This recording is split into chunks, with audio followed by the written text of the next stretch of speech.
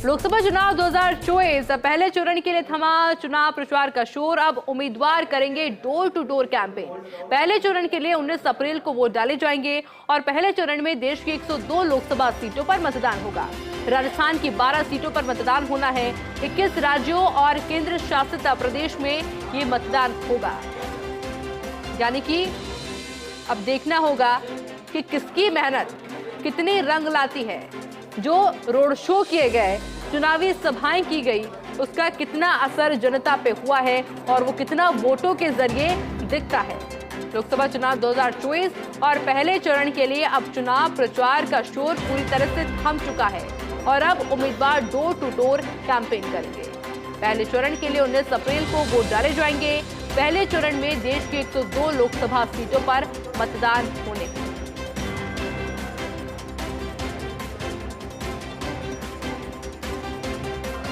राजस्थान की 12 सीटों पर मतदान होगा।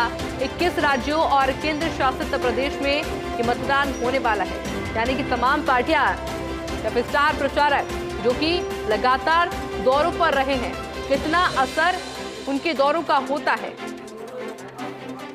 ये अब देखना होगा। क्योंकि लोगों ने बढ़ चढ़कर सभाओं में शामिल हुए थे, रोड शो में शामिल हुए थे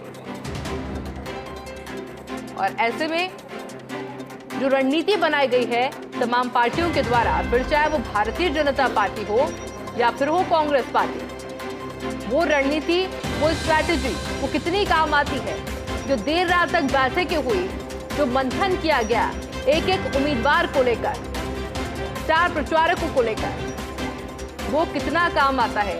ये तस्वीर इस वक्त हम आपको दिखा रहे हैं, ये वो तस्वीर थी जहां तमाम स्टार प्रचारक पहुंचे थे और सभाएं उनके द्वारा की गई थी।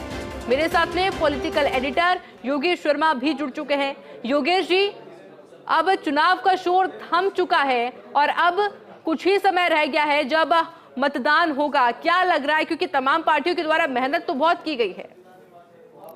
देखिए, तमाम पार्टियों के द्वारा मेहनत की गई और सबसे बड़ी बात है कि बिल्कुल आखिरी समय था, उस वक्त बड़े नेताओं ने अपनी पूरी ताकत लगाई, चाहे कांग्रेस पार्टी और बीजेपी।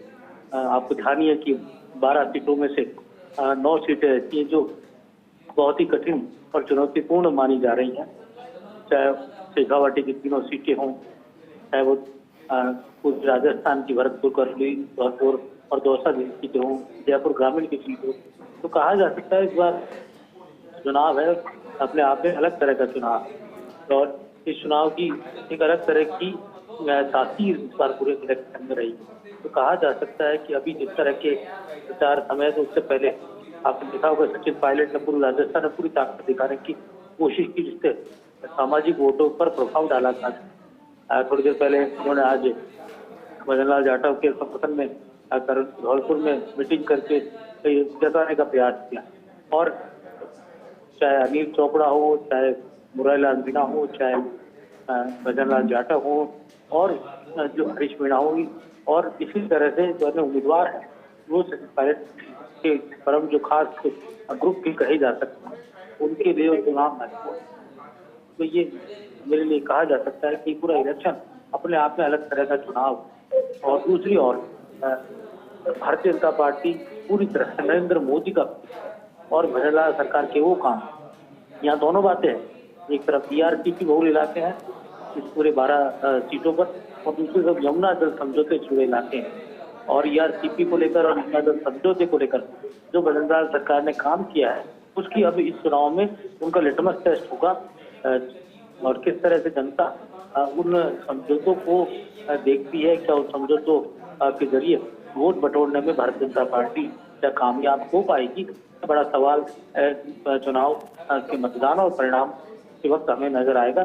बहरहाल कहा जा सकता है कि एक तरफ जयपुर शहर प्रताप सिंह खातिरियावाद कांग्रेस के बड़े नेता जिनकी प्रतिष्ठा दांव पर है, दूसरी ओर राव राजेंद्र सिंह जयपुर ग्रामीण बड़े नेता बीजेपी के विधानसभा के पूर्व उपाध्यक्ष, उनकी साख दांव पर है। शेखावाटी के स्पीकर चुरू झुंझुनू पूर्व केंद्रीय मंत्री शेषराम ओला के बेटे और कृषि सरकार मंत्री विजेंद्र ओला की प्रतिष्ठा दांव पर है। तो वही स्पीकर के अंदर जो अलायंस कांग्रेस पार्टी ने किया है, वह सीधे तौर पर पीसीसी चीफ छोटा तरह की साग दाव पर है।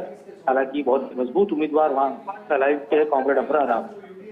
किस तरह से कांग्रेस पार्टी का वोट यहाँ सीपीएम को मिल पाता है, ये एक वाकई में अचरज भरा और देखने वाला भी एक पूरा राजनीतिक पूरा सिनेरियो रहने वाला है। इसी के साथ भजनलाल जाटव हैं जो करोड़ धौलपुर से लड़ रहे हैं, पीडब्ल्यूडी मंत्री थे पिछले चुनाव में, उनकी प्रतिष्ठा वहाँ दाव पर है। मुरारीलाल मीणा जो पिछली सरकार में मंत्री थे, उनकी साख मुदौसा में दाव पर है। इसी के साथ हम सीट की बात भी करें, बीकानेर में दो बड़े नेता, पूर्व केंद्रीय मंत्री अर्जुन राम मेघवाल जो देश के लॉ मिनिस्टर हैं और लगातार वो चुनाव जीत रहे हैं और ये उनका कहा जा सकता है कि महत्वपूर्ण चुनाव है। पिछले चुनाव में उन्होंने अपने रिश्तेदार को चुनाव हराया था। इस बार कांग्रेस के सबसे बड़े दलित चेहरे कहे जा रहे गोविंद राम मेघवाल उनको चुनौती दे रहे हैं। हालांकि रामेश्वर डूडी अस्वस्थ होने के कारण वो चुनावी समर में सक्रियता नहीं दिखा पाए।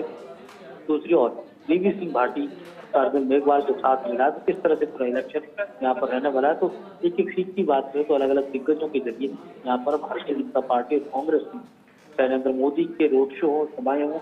आखिरी दौर में उन्होंने दौसा में रोड शो किया, पिपली में जनसभा की, अमित शाह ने जयपुर में रोड शो किया और पूरे कहा जा सकता है कि साधने की कोशिश की उन्होंने। राम मंदिर, हिंदुत्व, धारा 370 को कश्मीर से हटाया जाना, TAA, 3 तलाक, ये बड़े मुद्दे भारतीय जनता पार्टी के तरकश के बड़े तीर रहे और पूरी तरह राष्ट्रवादी और राष्ट्रीय मुद्दों पर भारतीय जनता पार्टी का पूरा चुनाव प्रचार नजर आया। तो वही कांग्रेस पार्टी ने यहाँ पर जातीय गणित को चुनाव में साधा, तो वही ये आरोप केंद्र की सरकार पर कांग्रेस लगाती है कि केवल बातों से काम नहीं चलेगा, रोजगार का जो मकसद है वो पूरा होना चाहिए, किसानों की माली हालत सुधर, तमाम बातें जिसको लेकर कहा जा सकता है कि पूरा चुनाव बेहद से। जी बिल्कुल योगेश जी, बहुत बहुत शुक्रिया आपका तमाम जानकारी के लिए।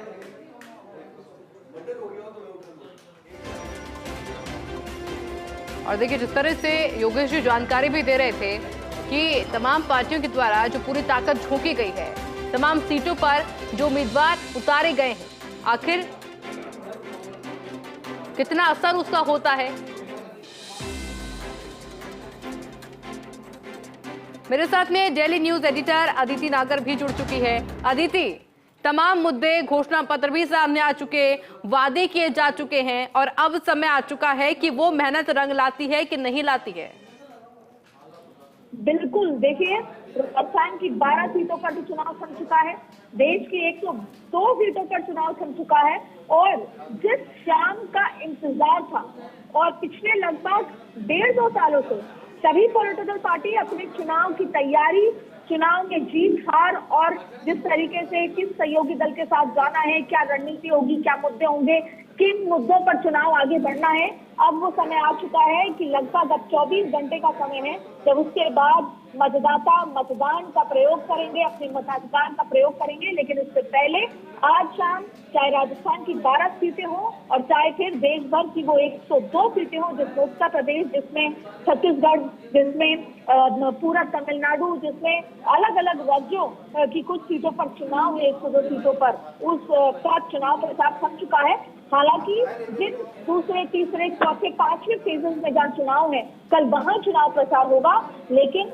अब इन 102 सीटों पर चुनाव प्रचार थम चुका है। जाहिर तौर पे अब जब दूसरा चुनाव प्रचार होगा, आप देखिए परसों सुबह जब 8 बजे से वोटिंग शुरू होगी, तब उस समय प्रधानमंत्री नरेंद्र मोदी हो या राहुल गांधी हो या अलग अलग पार्टियों के अलग अलग चेहरे हों, वो अलग अलग सीटों पर चुनाव प्रचार करते नजर आएंगे, उन सीटों को छोड़कर जिन सीटों पर मतदान है जाहिर तौर पर, लेकिन उसका इम्पैक्ट देखने को मिलेगा। और